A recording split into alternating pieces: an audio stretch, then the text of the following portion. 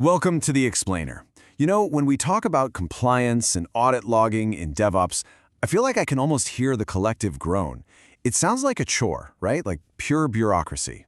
Well, today, we're going to flip that script. We're going to see how it's not about slowing down at all, but about building systems that are truly professional and, well, trustworthy. So let's just jump right in with a question, a really critical one. Imagine your system just changed. Right now, can you prove without a shadow of a doubt who did it, what they did, and exactly when?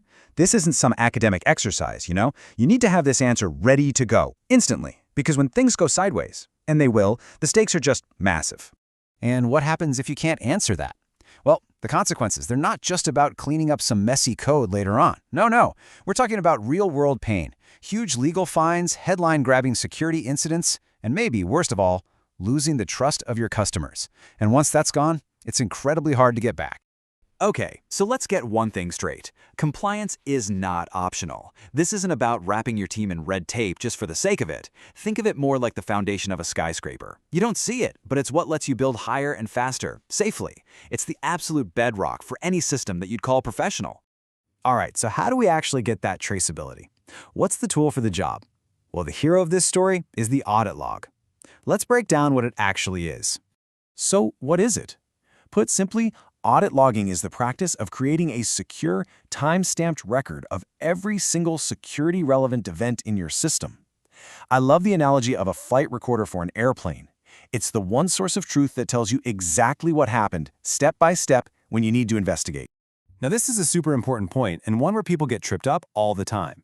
You might be thinking, wait, we already have logs, but application logs are totally different from audit logs. App logs? They're for us, the developers, to debug stuff. They can be messy, they can be changed. But audit logs? Their audience is completely different. It's auditors, security teams. And for them, these logs have to be immutable, tamper-proof. That's the key.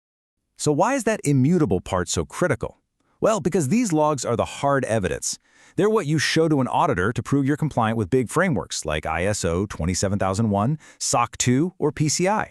If you're handling payments, health data, whatever, chances are your business lives and dies by these rules. Okay, so we've covered the what, now for the fun part, the how. Enough theory. Let's talk about how we actually build this stuff into our systems from day one. So what do you actually need to audit? The rule of thumb is pretty simple. Log everything that matters.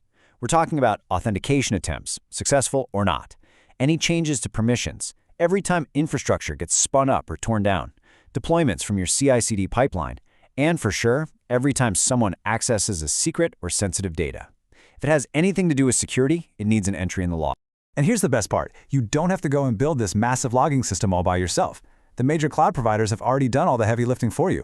Whether you're on AWS, Azure, or GCP, they have native services like CloudTrail or Activity Logs that are designed to do exactly this, capture a super detailed record of everything happening in your account. And this brings us to a really important shift in how we think about our tools. Your CI/CD pipeline, it's not just a delivery tool anymore. Its logs are gold. They become essential compliance artifacts. Who kicked off that build? What exactly was deployed? Who signed off on it? That log is your proof that you have a secure, repeatable process. Here's another absolute game changer for compliance. Infrastructure as code. Think about it. With IAC, you kill the idea of someone SSHing into a server to make a manual change that nobody can trace. Instead, every single change to your infrastructure is now code. It's version controlled in Git, it goes through a pull request, it gets reviewed, the audit trail is built right in. So, when you put it all together, what are we really doing? We're taking these best practices and weaving them directly into our DevOps workflows. We're automating controls. We're logging everything that's critical. We're using IAC and GitOps. We're putting in real approval gates, and we're making sure to review who has access to what on a regular basis. You do this, and compliance stops being this painful thing you do at the end. It just becomes part of how you work. Okay, let's step back for a second. We've talked about the what and the how, but let's get to the most important question. So what? Why should you, as an engineer, really care about mastering this? How does it actually make a difference? I love this quote. Compliance without monitoring is paper compliance. It just hits the nail on the head, doesn't it? It's not enough to just create logs and dump them somewhere to collect dust. If you're not actively monitoring them, setting up alerts for weird activity, then you're just ticking a box. Real, effective compliance is alive. It's about watching and, more importantly, being ready to respond. And thinking that way helps you sidestep some really common mistakes that a lot of teams fall into. Simple things like not protecting the logs themselves so they could be tampered with, or letting those manual cowboy changes happen outside the pipeline, or just letting user permissions get old and stale. Honestly, avoiding these kinds of pitfalls is what separates the pros from the amateurs.